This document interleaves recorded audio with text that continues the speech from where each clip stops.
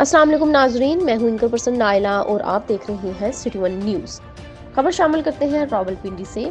All Pakistan private schools management association के divisional सदर इब्रार अहमद खान और executive member colonel retired Fawad Hanif ने डिप्टी कमिश्नर ऑफिस में कमिश्नर रावलपिंडी नूरुल अमीन मैंगल की ज़ेर सदारत मुनक्कदा पोलियो मुहिम के जायजा इजलास में निजी तालीमी शुबा की नुमाइंदगी करते हुए शिरकत की।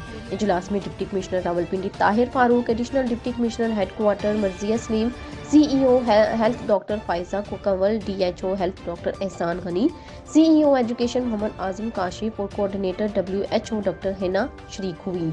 कमिश्नर रावलपिंडी नूरुल अमीन मैंगल ने कहा कि इंसदाद पोलियो मुहिम में किसी रुकावट को बर्दाश्त नहीं किया जाएगा। निजी तालीमी इदारों के सरबराहान बिना किसी हिल हुज्जत के 5 साल तक की उम्र के बच्चों को पोलियो के कतरे पिलाने में अपना कलीदी किरदार अदा करें। बाजार डिप्टी कमिश्नर रावलपिंडी ताहिर फारूक के दफ्तर में इब्रार और कर्नल रिटायर्ड फवाद हनीफ की अलग से मुलाकात हुई।